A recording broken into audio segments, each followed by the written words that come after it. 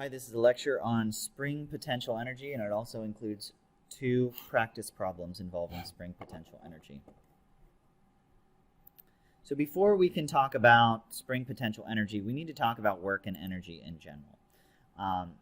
And in particular, we want to talk about work for forces that change as an object is moved. Work is pretty straightforward when the force is constant. It's just force times displacement. And we can visualize this with a graph here. If this is a force graph against displacement, this line tells us the force, this black line. And if we want to find the work done to get to some displacement S naught, we just multiply force times displacement. Graphically, that looks like an area, because this is a rectangle. It's just the base times the height. Now the question is, what do we do if our force changes as our object moves? If our force depends on displacement, maybe we have a force function that looks like this one on the right. It starts out positive, it goes negative, there aren't a lot of easy lines. Well, what force are we going to use to plug into this equation to solve for the work? Should we choose the force at the beginning, the maximum force? Should we find the average force? How do you even take an average when it's a continuously changing function? Should we just choose the point in the middle? There's not really an easy way to think about this, to do this, plugging into the equation. But we can still use a graph to get an approximation. So since work is force times distance, what we're going to do is look at the force at the very beginning. Let's say the force at the first meter, and then multiply it by a small displacement, maybe by 1 meter. And then we check the force at the second meter and then multiply it by 1 meter. And that's what's happening in this graph over here on the left. We can approximate the work at the beginning by just multiplying the force times a small displacement. And that looks like an area under the curve. Then we do it for the second meter, and we repeat, and it looks like an area under the curve. And we repeat, and we repeat, and we repeat. And it also works for these negative works down here. Of course, it's not a perfect approximation because, well, for our first meter, the whole time our force was actually larger than what we said the force was. So we're underestimating the work here. We're overestimating the work here, here, here. So we're going to be off. And one way to fix that is, instead of looking at 1 meter, we can break down our force function into maybe half meters. And we multiply that force times a half meter, force times a half meter, force times a half meter, and add all of them up to get the total work. And the smaller those distances are, the better our approximation will be. And you'll also notice, as we make our little small changes in distance, it's smaller and smaller, from a half meter to a tenth of a meter to a centimeter. We get a better and better approximation. And eventually our approximation just becomes a perfect approximation. That'll give us the exact work. Notice that then the work done is just that area under our force displacement curve. And this is true of any force displacement curve. This is how to find the work exactly, is just to get that area under the curve. Just like displacement is the area under a velocity time curve, work is the area under a force displacement curve. So what does this have to do with springs? Well, springs, the spring force depends on the displacement. The more you stretch a spring, the more force you get. So we have a changing force over time. So we can use a graph to figure out the work done on a spring. Also, when we stretch or compress our spring, the work that we do changes our potential energy. And in fact, the work that you do is equal to the change of potential energy of the spring. So we can use this force displacement graph to find the potential energy formula. Since our formula for the spring force is negative kx, that means that the work we do to stretch it is just going to be kx, because we're pulling in the opposite direction that it is pulling. which means we're going to get a linear function like this. And the slope is going to be k. Slope is k, our spring constant. So if we want to find the work done to displace our spring some distance delta x, we can take the area under the curve. It's already filled in here. The area under this curve, and it forms a triangle. So the formula for the area of a triangle is 1/2 base times height. So it's going to be 1/2 times our base, which is delta x. Our height is f of delta x.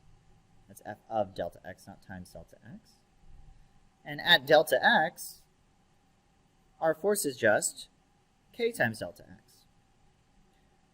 So we get 1/2 times delta x times k delta x, or 1/2 k delta x squared. This is the elastic potential energy stored in a spring. Potential energy is 1/2 kx squared. So let's do some practice problems. The energy in a spring is 20 joules when it is stretched 0.4 meters. How much energy is stored in the spring when it is stretched 1.2 meters? Well, we know that the potential energy of a spring is 1/2 k delta x squared, where delta x is the displacement. So at 0.4 meters, we have 20 joules. Well, if we stretch it 1.2 meters, we're stretching it 3 times as much. 3 times the stretch, or the displacement. Well, if our delta x increases by 3, then this becomes 3 squared. So our potential energy is just multiplied by 3 squared, or 9. So we'll have 9 times as much energy, which means we'll have 9 times 20 joules, or 180 joules of energy. Next question. A 0.50 kilogram mass is hanging from a vertical spring and stretches it 40 centimeters. How much potential energy is stored in the mass spring system? So we have a spring, and it's stretched from its equilibrium 40 centimeters. So we know that, we know 2 equations. We know F equals kx, or negative kx. The magnitude is just k times x. And we know that U equals 1/2 kx squared, or delta x. X stands for displacement, same as delta x here. So we can figure out how much force this object's pulling down with. It's just mg, and then the spring force pulls back with an equal amount of force. So we get mg equals kx. mg is 0.5 kilograms. G, I'm going to use g equals 10, equals k times my displacement 40 centimeters, which is 0.4 meters. So I can solve for k. I get 0.5 times 10 is 5, divided by 0.4, 5 newtons over 0.4 meters, equals k. So 5 over 0.4 ends up being 12.5 newtons per meter. Let's solve for k. Now I can just use the potential energy equation. So that's where we're going to go next.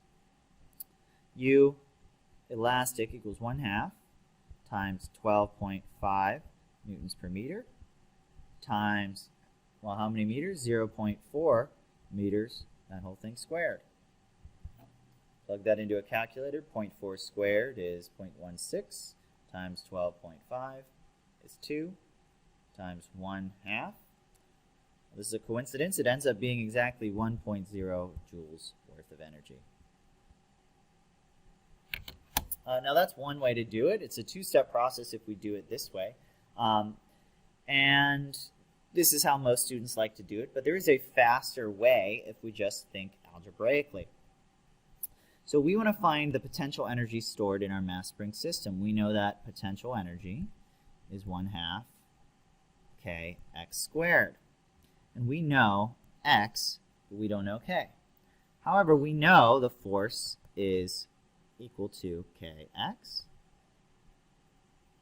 and our force is just mg. So if we figure out what k is just going to be mg over x. Well, now that we have that, we can just plug that in over here. We get potential energy equals 1/2 times mg over x times x squared. One of the x's cancels with the x in the denominator. We plug in our numbers. We get 1/2 m, which is 0.5 kilograms, g, which is 10 meters per second squared, and our displacement, x, 0.4 meters. We plug into a calculator. We get 0.5 times 0.5 times 10 times 0.4. We get the same thing, 1.0 joules.